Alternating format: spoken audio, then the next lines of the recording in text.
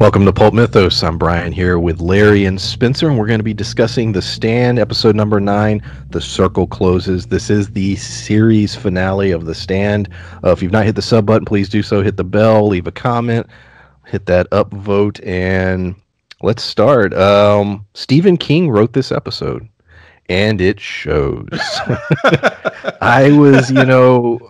I really enjoyed the episode quite a bit because it basically did everything I've been complaining about the entire season. Now, I'm not going to say that I love the series now because I don't. I have a lot of issues with it. But I will say a lot of my complaints, and we'll break down what exactly was addressed, but a lot of my complaints were addressed in this episode as far as pacing, how characters interacted, and just the way the story was told. Do you guys agree, disagree? How did you feel about Stephen King writing this final episode? I loved it. This was my favorite episode. Like the last two episodes, although it kind of went off script a little bit, I think that these two last episodes set up how we were supposed to feel about this series the whole time. And it made me feel like the first 7 episodes were complete bullshit. This episode, I had emotions, I had feelings, I was creeped out during points, I felt uncomfortable. The whole goodbye scene with Tom, I was like choked up, and I didn't give a shit about any of these characters prior to the last 2 episodes. I loved his Dolly shirt as well. Yeah, I thought that was very on brand. I thought that was very on brand, and I did love the shirt also. But I like the episode too, and like you said, Brian, there's no way it could fix the entire series, to me, it's like, it feels like they appended on a Stephen King ending where he wouldn't have done a lot of this, and if he I feel like Stephen King was almost watching the series himself, kind of going, "What? I can't believe that happened." Like just last episode where they're walking out of the nuclear fallout and everything, and he's like, "Okay, well, if that happened, I would have had Stu die of radiation poisoning during this scene." Because he's such a good writer, but this felt very much. Well, I think Spencer said it best. We didn't talk about this episode much before we started, but one thing. Spencer said is it felt like Stephen King for once because we had little subtle nothing moments, mundane moments that felt unnerving or creepy even, and the characters felt more like themselves, it was a good episode. And you had the build up to the basically new Mother Abigail, but you didn't know that leading up to that. Like, it was super uncomfortable. You didn't know what was going on. It was creepy. There was hints that it might be, but you still felt uncomfortable. And that was very Stephen King. All of a sudden you approach a cornfield and I was like, oh shit. Like, it was so great. It made me so happy. It just felt very Stephen King. Stu was in the convenience store whistling, and that's never a good sign in a Stephen King universe type thing. So this entire episode had you kind of sitting on edge a little bit, but it also gave you the uncomfortable moments, and it just flowed so much better than the rest of the season. It was crazy to see it. We were talking about how no matter how good the last episode is, would it redeem it? It didn't redeem the whole season, but it made me appreciate the last episode. Like, it was good. Well, yeah, and I'm glad you pointed out the cornfield too, because that's one of those little moments that the minute you see it, having watched The Stand, or the minute you see it, your eyes go wide because you're like, wait a minute. Like, this whole time, everyone's had visions of a cornfield, and there's always been significance to the cornfield. So, when they stop at this farmhouse and there's a cornfield, you're like, oh, something's going to happen here. Something big will happen here, no doubt. It sort of sets you on edge from the get-go. And if you're a fan of King, his writings, and you're familiar with the Dark Tower stuff, there were little nods that when they pull up to, it's in Nebraska, and they pull up to this cornfield, this house, there's a shot through a window, and there's a turtle, and it's sitting there, and it's a little statue or toy or whatever, and it focuses on it for a brief moment, and then it, cuts away, and anyone who knows, the turtle is a major deal in the Dark Tower lore. And when I saw it, I smiled because it's like, yeah, this feels like King. This feels like his style, and him putting this into the bigger mythology that he's created. Right, yeah, because the turtle is like a representation of, you know, the Stephen King mythos of, you know, that of good, you know. So it was, in a sense, a sign of protection, or at least at the very least a sign that protection was kind of needed and that it was there to some degree, you know. So it's one of those neat little touches, you know, that connects it to the greater, you know, Dark Tower and Stephen King mythos, you know, that we haven't really gotten much of in this series so far. And with a character like Randall Flagg, for them prior to this episode to have zero mention of any kind of Dark Tower stuff is ridiculous. Yeah, it is kind of weird, you know, and it's the sort of thing that, you know, just that subtle hint that there is an opposing force out there, that, you know, it may seem like all hope is lost in the series, but, you know, there is good in the world, you know, is one of those neat little touches that tells you that.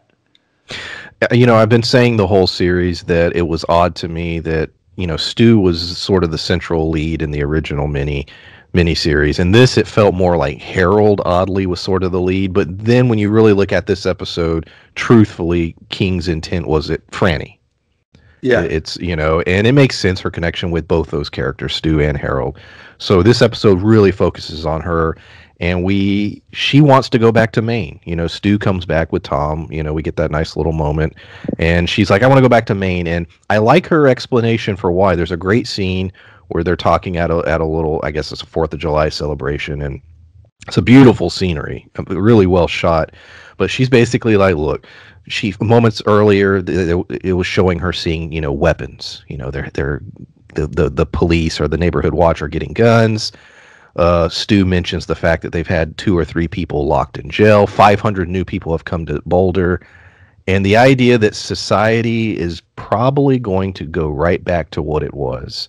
And that fear, sort of like, you know, we have a chance to do something new, but I don't think we're going to do it. So she wants to leave. She wants to go to Maine, and he agrees, you know. But what do you think about her view on seeing all the shit that humanity and society has done before sort of about to repeat itself, and that sort of commentary?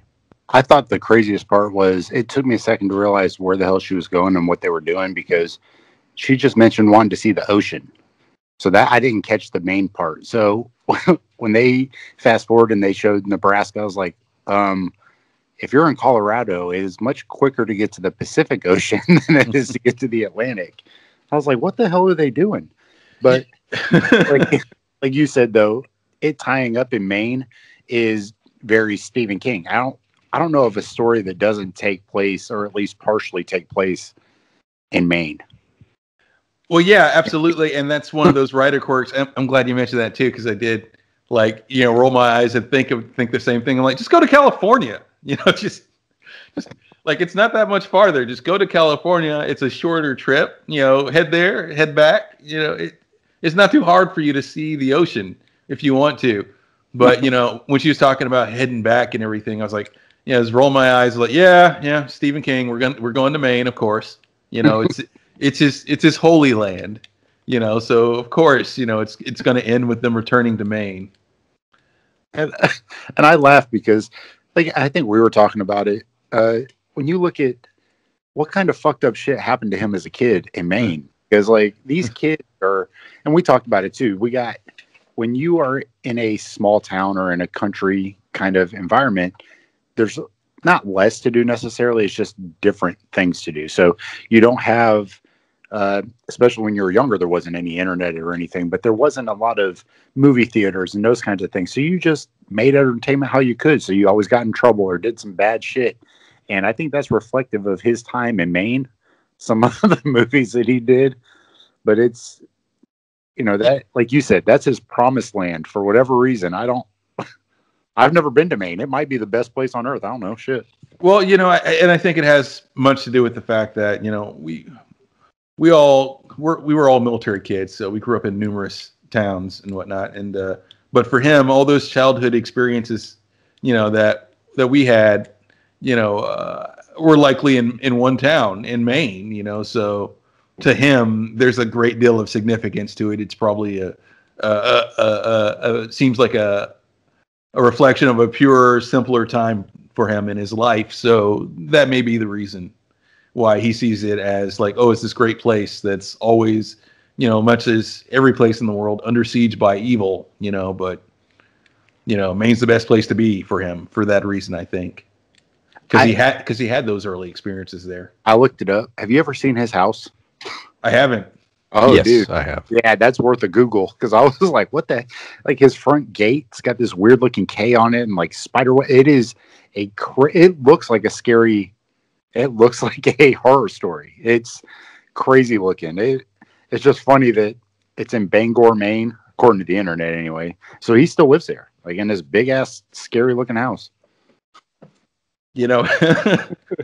It's like we criticize his work so hard sometimes, like even if I showed up and saw him outside the door, probably wouldn't be welcome there.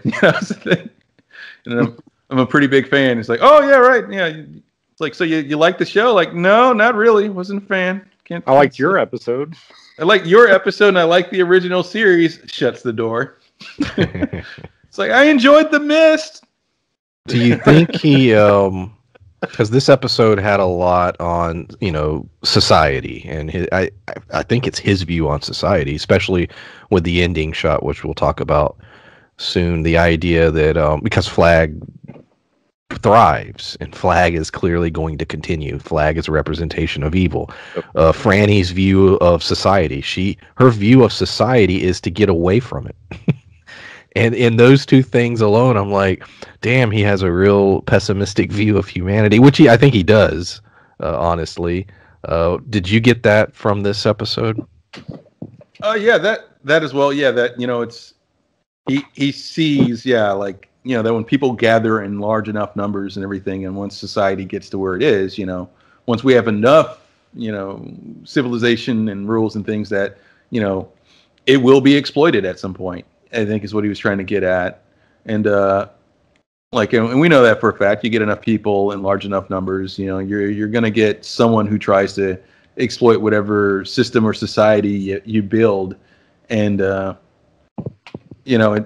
I guess them getting away from it, getting some measure of space, is some way to at least temporarily escape that. Because like even once they go back and rebuild Maine and have their kids, and their kids have their kids, and they have those 70 people that they've created that Mother Abigail talked about. Even once they're at that point, well before that happens, likely there will even be corruption in Maine. It's just it may take longer. Is all. Well, I think that's when you pointed out a good thing there when you talk about his look on society as a whole and everything. I'm going to look it up here in a second, but when there are people flooding into Boulder because of everything that's going on, society's returning to a overpopulated kind of version of what it was before. People taking law and order into their own hands. And Maine is not very populated. Like as a state, there's not a lot of people that live there. So it could be, and from everything I've heard, Stephen King is a bit of not necessarily a hermit, but pretty close to. So he's a shut-in from what I hear. Yeah. So when you say his view on society, I think that he likes the idea of basically Franny and Stu going and starting their own new society themselves. And although that's kind of creepy as shit, because he's like, I'm like, I think you're right though. Well, yeah. I think we all thought of the implications of that, which is what you're, I think, going through in your head right now. Well, so and let me touch on that real briefly, because that is a line where, and we'll get into the well scene. But yes, she's basically told you're gonna have 5 kids, and they're gonna have these kids, and there'll be like 70 people, and you start thinking, well, how the hell is that gonna work out? But they point out right before they leave Boulder that 500 new people just came. So clearly, that to me that line was saying there's still people out there, not many, but there's still other people out there. So they also give that line where they're like, hey, at some point we'll come back from Maine and we'll come visit, see how things are going. So I think they added enough little dialogue to make you say, well, at some point when they have more and more kids, perhaps there'll be other groups of people that they meet. Perhaps some of them will go back to Boulder. But yeah, initially I was like, who are they having all these kids with? Unless it's, you know what I mean? The internal, it's like they're on an island. That's a problem. But Bangor, Maine, which is where he's from or where he lives now, only has 30,000 people. Maine as a whole state only has 1.3 million. Yeah, it's tiny. Yeah, absolutely. And it's a decent sized state. It's not huge, but it's, probably the size of North Carolina as far as landmass goes, just shaped differently. But it's got like what, 1/5 or 1/6 the population of Carolina. Yeah, actually, yeah. So the thing I absolutely loved about this episode, the sequence between Franny and Randall Flagg. She, first of all, her falling down that well, that was, I'm sitting there screaming the whole time, like, what are you doing? Is it worth it to stand on this old ass piece of shit wood? Yeah. That leads into this giant pit. I'm like, what are you doing? But anyway, she does fall in and, goes into dream world, and the whole interaction between her and Flagg, that's what I've been looking for. Yep. In Randall Flagg, the temptation, him messing with her. And then like the scene where he shows her the tribe, and that's a scene that's interesting because he's just sort of giving her a little bit of knowledge. He's sharing knowledge with her. Now he wants to tempt her. I love the way it played. It took its time. It was paced very well. It didn't feel rushed. That's what I wanted more of out of the character. We didn't get it, in my opinion. How did you feel about the interaction, that particular interaction? I think it goes back to what we said before. The acting in this was very well done. The writing was a little shaky, and the way they chopped it up was awful. This goes back to the acting, because Alexander Skarsgård, who played Randall Flagg, did an amazing job, and their interaction in this one, it felt like Stephen King again, and as opposed to before where it felt kind of like and I don't want to say a TV comedy or a TV version, because this was a TV version, but with the actors that were involved, it shouldn't have felt like a TV version. It shouldn't have felt like a TNT version of whatever. With who was involved, it should have been much better. And this episode felt like what it should have been the whole time, as far as interaction between characters, the development of the characters. And like you said, the way that he was whispering to her, and it felt creepy. And to me, it showed us exactly who Randall Flagg was, which was always kind of a mystery up until this point. Yeah, absolutely. And, I think this is part of why he wanted to make this ending, is because he realized, it's like, okay, when I send him off to Colorado and everything, everybody has their confrontation with Flagg. It's like, all of the ones that were chosen to lead, with the exception of Franny. He's like, we never get like a big confrontation between him and her. And, so we got that extra bit, and it did work, and it worked well. And, when you talk about the acting, I keep thinking to myself, like, well, what's wrong with the acting? And I think I only do that because my brain tries to erase the memory of Lloyd and Trash Can Man for some reason. Like, but, because I think I was thinking back, I was like, oh yeah, right. That those characters did happen. They were a thing. Like, but yeah, as far as the portrayal of Flagg here, and, him doing more than floating for once, was great. And I also loved that he did a thing that Randall Flagg does, that he often mixes truth with lies. And, like he told her, like, and he did a lot of that when he was tempting Franny, like, oh, Stu's in danger. You can save the baby. You can save Stu. He's like, all you got to do is give me something. Like, and the analogy of the tribe and everything, that it was, like you said, a little nugget of truth that he was using to manipulate her. And I love the fact that it was something that he decided to exploit later, because that's also very much Randall Flagg.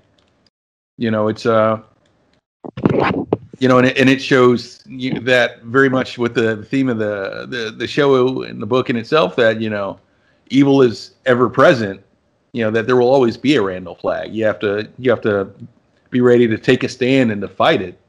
It's like, but there's always going to be a Randall Flagg. There's always going to be that evil.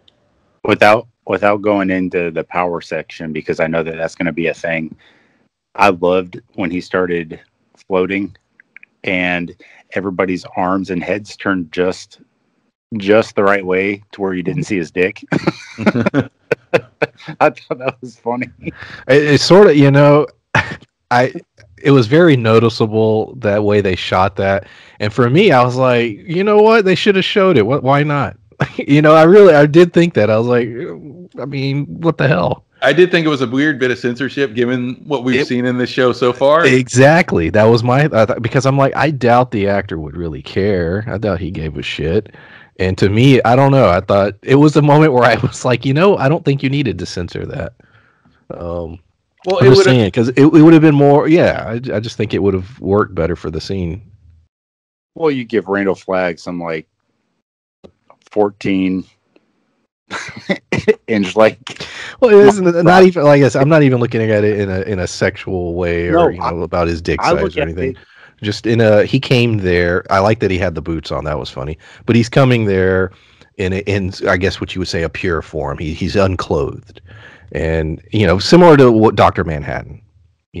Clothes to him are pointless. Why does he even need to wear clothes? He wore the boots. That was funny. That was more of to me. I thought that it's comical, but I don't know. I just don't see why they needed to censor that. Well, and I don't mean like when I mention it being that big. Like he obviously, like you said, he's a sorcerer. He's got all these powers. He is very vain and full of himself. To me, that would just be one more thing to show how they could have showed us that vein. well, yeah, I get where Brian's coming from with this. Also, is that it's the sort of thing that like a Dr. Manhattan shows that he is something so different that he sees himself as so above everyone else. That's exactly that they don't matter to him. Well, and also, like you said, with the New Vegas stuff, we've seen stuff. You've shown us, people without their clothing. To censor the scene the way they did was sort of comical. I almost would have just had him wear clothes if you were going to do it that way. Because you're right, the way the camera panned, they perfectly aligned to where you wouldn't see anything, and I don't know, it just felt odd the way it was done. Well, yeah, it feels weird, in my opinion, also to show us the introductory scene for Ezra Miller's character, with the explosion, and then censoring this just feels kind of off. Yeah, him sitting there. Yeah, exactly. Agreed. Because it's like after that you're going to take the option of like, oh no, we're going to be more tasteful than this. We're not going to show it, and you're going to. It's like you kind of lost that with the entirety of Ezra Miller's character. Well, yes, you have that character that's literally butt-ass naked, jerking off at setting something an explosion, on fire. Right? Yeah. And then you have him like blowing people's heads up and stuff, but you can't see his dick. That was my thought. I'm saying from the point of view of the story they're trying to tell and how they're trying to tell it, it was an odd edit in my opinion. Speaking of that scene, he has a new name now. He calls himself Russell Faraday. He approaches this tribe and basically his final words, the final line of the series, "Worship me," which is a very Randall Flagg thing. And he uses his powers, like you said. He uses his magic, which where the hell was that in the last episode? He points at a guy and blows his head off, and does it in a joking way. That is the character. We didn't get that in the last several episodes. The entire series, to be completely honest. I don't understand. This was another scene where I thought Stephen King should have wrote the whole show. He should have wrote every episode. Yeah. Yes. Yeah. Honestly, he should have. He should have wrote and reviewed everything, like just the order that they put this in, because even if he wrote it, they still may have chopped it up this way, and that would have been a problem. And the big issue is, everything moved too fast in this show, for one. That was another problem. They needed to, let you get time to gain an attachment to these characters, to sort of take in the scenario, to have a sort of all is lost moment, during multiple scenes where, they're on their pilgrimage to Colorado and everything, but we didn't really get any of that. So, it seems like a little more thought was put into this episode, into character exploration in this episode than others. Like, I think we've all mentioned that you know, at least our main cast, you know, outside of like Lloyd, they have, you know, you can see the personalities shine through in the acting and, you know, in the way that they play their characters, but you don't have the time or the build up to gain that attachment or to really care. And, you know, it's just so disjointed. Yeah. What was your... I think someone's article described it, because I was reading other opinions on this, described it as, you know, and I don't even know if I would say that much, described it as half of a good series. I wouldn't disagree, because I was thinking back to what did I like about the series after the finale, and I said, I really remember liking episode 2 quite a bit, the Larry's backstory. Yeah. I thought that was I thought the first episode was good outside of like one or two things that bothered me. So there were definitely parts in it that I enjoyed. I enjoyed Harold's arc. I didn't like the ending of it. I thought it wasn't earned, the supposed redemption, but everything else in it I quite enjoyed. So there were definitely things in it I liked. It just was not the majority. It was there was more bad, I thought, than good. And yeah, exactly. And for anyone who'd like an example, we had during Larry's backstory, we see his drug problem. We see him with a case full of drugs. You know, we see him go through some challenges, some minor challenges. We don't see the whole journey though, and we don't see him start to kick that habit or have issues with it because we don't see the journey. You know, we don't get the whole journey. And if we got that in order, we'd see it with a problem. Like we see him get to Colorado, and I think like pour some pills down a sink. But that makes it look and feel like there wasn't really an issue. Like he could have stopped anytime he wanted. It's like you kind of got rid of your story before it started. Yeah, if that was the case, they weren't going to go into it again or make that part of his struggle, then why include it at all? Yeah. They could have made it the whole sequence of the person who tried to basically kill him. It could have been about music. You know, it could have, because he was a musician. They could have been, they talked about him stealing songs and everything. They could have went that route and completely omitted the other part. There was no reason, if it wasn't going to play a role, for them to even include it. Yeah, exactly. The show kneecapped itself by doing things like that. Absolutely. By mixing in bits and pieces of people's backstory. The young girl that was in the cornfield, she comes out and after Franny rejects Flag's deal and bites his lip, and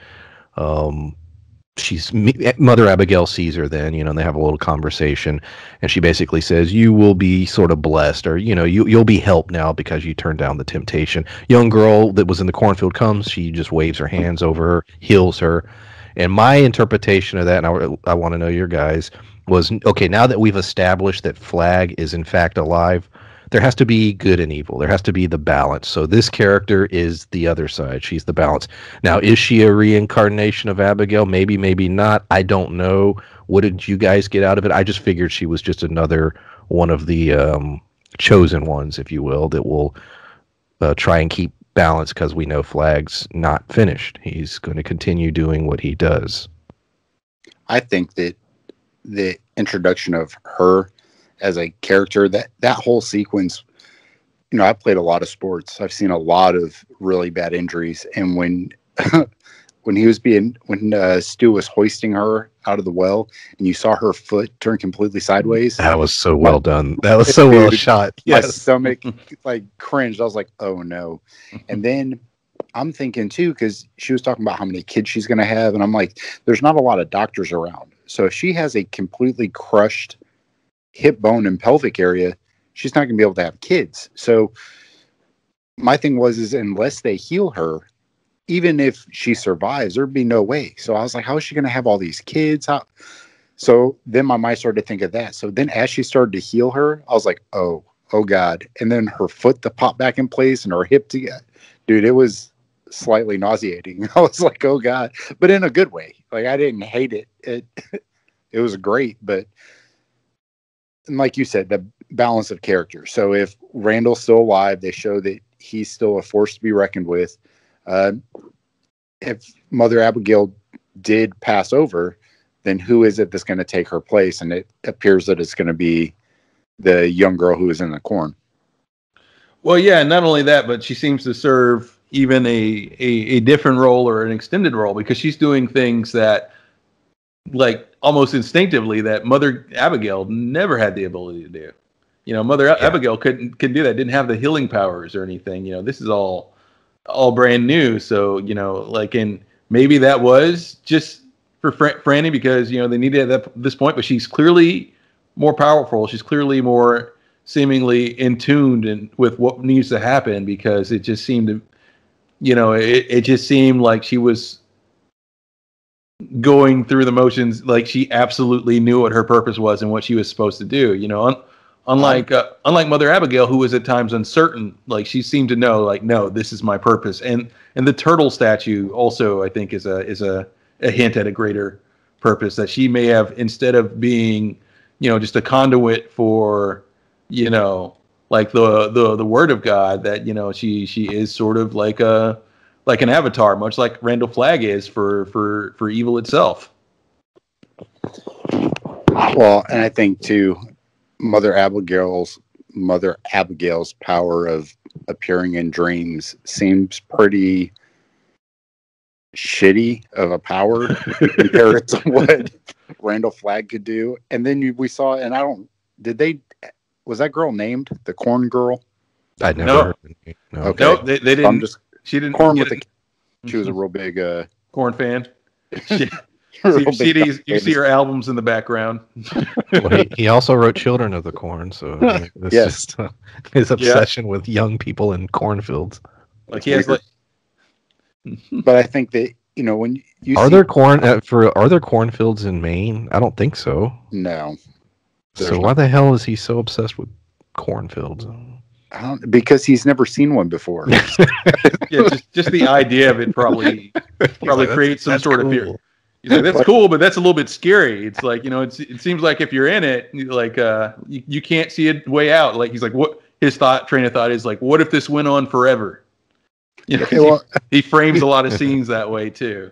He drove through the Midwest one time and saw a cornfield, and he's like, "Oh, this is amazing! I have so many stories to tell about these cornfields." He has the same fear of cornfields that I have with murky water. He thinks, "Oh God, what else is in here with me?" There was a line, and I didn't write it down, but Franny is told about the will. She mentions the will. You know, basically things, you know, continuing and suffering is part of that, and blah blah blah. And it comes up several times, and then she says it again at the end when she's talking with Stu. And she brings up the will, and I was thinking, I'm curious, very Robert Jordan, Will of Time. I was like, was this in the original Stan, that line of dialogue, or is this just a nod to Robert Jordan? That was something that popped in my head. Do you guys know if that conversation or that dialogue is in the original? Because I couldn't remember it from the original miniseries. I don't recall it, but remember, we've talked about it before, how much the Dark Towers is similar in concept. Like it's much broader, but it's a similar kind of concept, you know, with different universes and stuff like that. But would it be, because we talked about maybe they're trying to set up a Dark Towers spinoff. Well, yeah. This was a bit of a peek behind the veil of, you know, what is for Franny, and I do think it was a reference to the tower, or the, you know, or as she referred to the nature of things here, the will, you know, and it's you know, it's like, you know, the wheel keeps turning, same command, you know. Yeah, I didn't know if it was something that was a reference from the book, or if it was a straight up nod. Well, I did mean to look it up, because I do think a similar thing is referenced in the tower, and it might be, with Roland, you know, because the Wheel of Time books were, well, they started in the 80s or early 90s. But I'm sure, you know, Stephen King likes a lot of other authors. Yeah, so it could be a reference to that as well. Both, yeah. I just, it just stuck out in my mind. I don't think that that's a far-fetched thing, because when did he start doing Dark Tower? 80s, I want to say. It might be the opposite then. Maybe Robert Jordan had a thing with King. Like maybe he. Like, and he had the idea in his head well before that. You know, it was,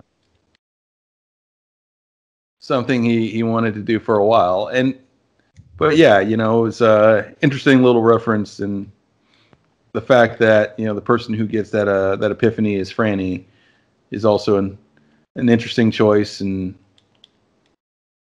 you know, I was surprised we didn't get other twists. Like I thought maybe that there was a chance with this series that we could have gotten different characters who survived Vegas. You know, like I figured we'd still get Stu come back, but there was the odd chance that we could have gotten something like, you know, after what he's been through and everything that happened, that, you know, we had someone like maybe Larry survived and just never returned to town just because of all the crap he's been through. You know, that he's lost Nadine and saw what became of her, and, you know, and it's, you know, and he doesn't want to be a leader, and, you know, he's done his part, and, you know, his conscience feels clear enough for him to just, you know, walk away from it all, you know, like that. You know, I thought there was a chance that, you know, we could have had things turn out, because we are doing a new series, and with Stephen King too, and the way he explains things in the Dark Tower, and the way he explained things with the Dark Tower movie itself, was that it's like, yeah, a lot of these events repeat and happen again, sometimes a little differently. So I thought there could have been some differences in the end. True. Yeah. Is Lock and Key? I know that it was his son that wrote it, but is there any tie into the Dark Towers with Lock and Key? I'm not familiar. As far as I know, no, but it wouldn't be hard to do it. Well, because they both yeah. Well, what he just said with the reliving stuff, like it just reminded me of that. Yeah. Oh, and there's a show called The Magicians, which that's a theme also. So I think that basically starting over to get things right is a ongoing fantasy type thing. Oh yeah, definitely. Like I said, Wheel of Time does. Oh yeah, Kings does it. You know, everybody does that. Yeah, and that's a good point. And that may be comic books. Holy shit! What he means by what Franny meant by that line too, or what King meant to imply by that, having Franny say that line. You know, that it is the cycle going on, and that they have to continuously fight to maintain, you know, the nature of what is against the forces of evil. Yeah, definitely. It's unfortunate that it came to the final episode for me to sort of feel like, yeah, that's the way to do it. I don't know. I haven't heard any talk about doing another series. I don't know how this one performed. I know critically it was very not great. Critics kind of felt about it roughly the same way we did for the most part. But as far as views, I have no clue. It's on the CBS All Access app, and we have no way of knowing how many people actually checked it out. I will say, based on the views of our videos, just as a model of how things might have gone, the views definitely dropped off. Now that maybe they didn't like our opinion, who knows? But I noticed that shows that do very well, even throughout, our views are higher, and so you're sort of able to gauge the audience based on what we're pulling. And this one, it dropped significantly. I think a lot of people abandoned the show, perhaps. I know someone that stopped watching the show. So, yeah. I'm glad we didn't, because the last two episodes weren't worth the first 7 hours, but the last two episodes were really good. And had we not been doing this, I wouldn't have watched them. Well, yeah, so, and the thing is, though, whatever he's got planned in the future, unlike some of the other shows we worry about, whatever Stephen King's got planned, it's going to happen, just off the fact that he is Stephen King. So if he's like, well, I'm still doing a Dark Tower TV show, then that's still happening. What he needs to do, it's usually what the opposite of what I say about most creators. I say they need to sometimes step back and let someone help them. In his case, I think he needs to take full control. Yeah, that he needs to be more hands-on. He needs to be more exactly. He needs to be more hands-on and have less others influencing what he's doing. And that might be the way to go. Well, I think because he's got a very distinct style. So when you have other people kind of taking over his property, like the first several episodes of this did not feel like a Stephen King property. And then we get to this last episode and I'm like, well, shit, why wasn't the whole series like this? So when you have Stephen King, you expect a certain kind of feeling going in. You expect a certain kind of, it's supposed to feel a certain way. And this didn't feel anything like that. So I think if he's going to go forward and do other things, I think him being at least involved would help a tremendous amount. Yeah, there's a pace that he takes, with everything. There's a style of writing he has that just makes everything work. So that's kind of unique to him. So he does need to at least be there, as sort of a guiding force throughout any of these projects. Yeah, completely agree. Well, like I said, this was the finale. Is there anything else you guys want to say before we wrap this up? I don't think so. Yeah, I think we pretty much covered it. I hope we do get a Dark Tower. Like we mentioned this a couple of times. I hope we get a Dark Tower series after this. I hope that we can get that done and get that done right. Because he's been wanting to do it for, who knows how long. And there's been rumors and attempts at producing one, but and we've always wondered, like, okay, what's the problem? What's taking so long? So, but if this is the kind of thing that's happening, if it's turning out much like this, then they can take as much time as they need to get it right. Because I'd rather see it done right than just see it done, and have it turn out like this series. So hopefully if we get that, and I imagine he would be, because that's kind of his passion project there, that hopefully he's hands-on with it, and I can't see him not being, 100% hands-on with a project like that.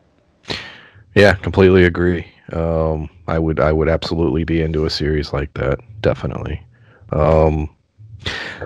We have other content on the channel, not just the stand review. So if you're check that stuff out. Like I said, we got a lot of new stuff coming up soon, and we appreciate you being on this journey with us.